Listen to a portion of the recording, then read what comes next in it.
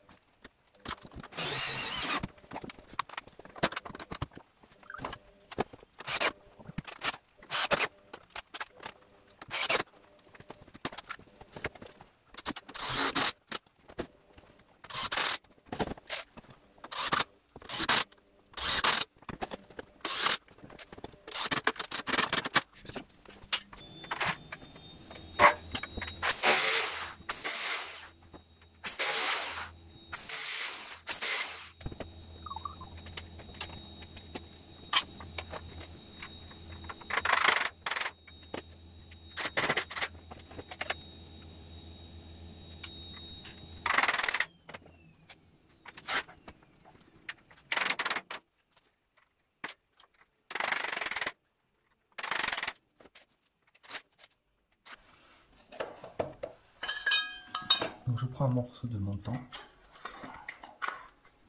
voilà, un morceau de rail, là je coupe la base du rail,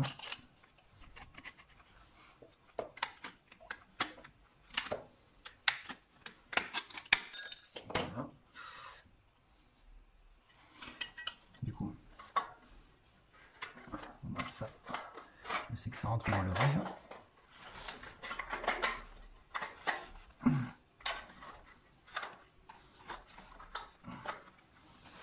Alors tout ça retient.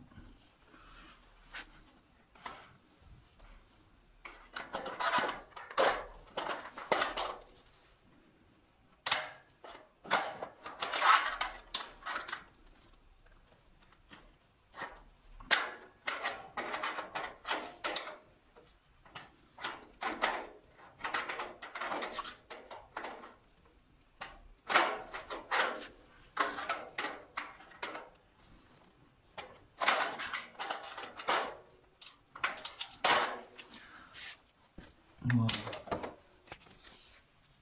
Voilà, à tous les 60 centimètres, j'ai fait mes ossatures.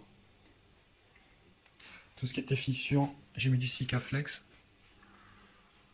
Alors je ne l'ai pas filmé, tu vois, mais Sur le rebord de du métal c'est pareil, tout le long. pour coller, renforcer, et faire une petite étanchéité aussi, parce qu'ainsi il n'y a pas de vent qui passera. Là il faut que j'en fasse encore. Mais bon, je crois que je vais mettre de la mousse expansive dans les petits creux, par derrière là aussi, pour que ça colle un peu en même temps. Et après on mettra la laine de roche, la laine de verre. Alors faites pas attention comment c'est fait, mais j'ai mis mon isolant. Voilà, j'ai là c'est un morceau de récup que j'avais un reste pour un autre projet. Donc là j'ai mis une double couche parce qu'elle était plus fin. Le reste c'est de la laine de verre et comment j'allais dire. Je me suis gouré au magasin, enfin soit je me suis débrouillé pour que ça fonctionne. Wow, donc j'espère pas trop de critiques là-dessus parce que je me suis un peu démerdé, on va dire, pour que ça avance et sans que je retourne au magasin parce qu'il était trop tard. De toute façon, j'avais ouvert le paquet. Voilà, donc de toute façon, là, c'est quand même isolé. Donc je vais attaquer la partie placo. Ah. Je vais mettre des étagères murales ou quoi.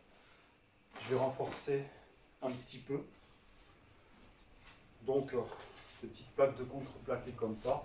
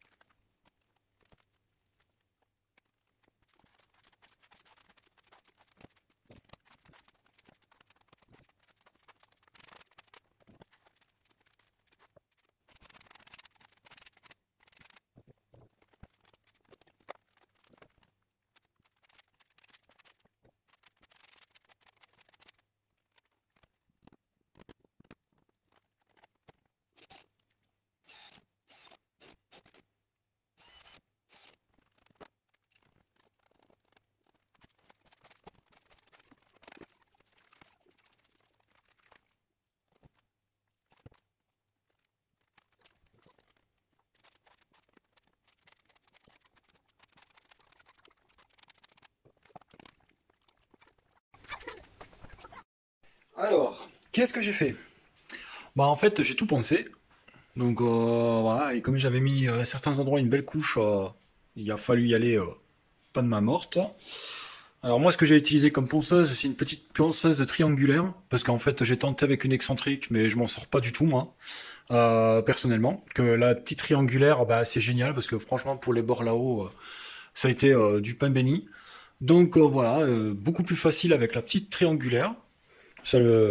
C'est assez lisse, c'est propre, c'est le résultat que je voulais. Donc voilà, après ça peut peut-être pas plaire à tout le monde le résultat. Alors ce que j'ai fait d'autre, alors tu vois un coloris un peu chocolaté comme ça en dessous. En fait, en gros, c'est du Sika. Alors pourquoi c'est crème et couleur on va dire marron? Parce qu'en fait j'ai terminé une cartouche de marron et j'ai entamé une cartouche de crème. Voilà ce que j'avais on va dire à l'atelier. Et du coup voilà ça fait ce coloris. Mais on s'en tape parce que c'est juste pour assurer une genre d'étanchéité et pour pouvoir mettre ma plainte dessus derrière ça quoi. Donc voilà. Donc là l'étape qui va être c'est que je vais peindre une première couche de blanc.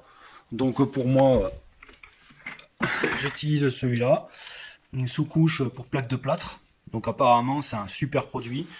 Voilà, je cache un peu la marque et voilà, c'est ce qu'il faut pour commencer, on va dire sur du placo.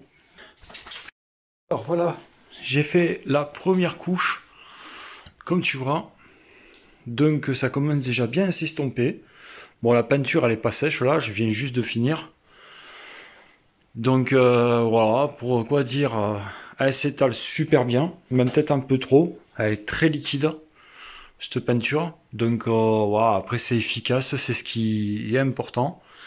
Donc je crois que je vais quand même mettre par sécurité une deuxième couche, voir ce que ça donne. Et on verra peut-être après si on met la couleur ou pas. Mais en tout cas, ça se présente très bien. Très bien.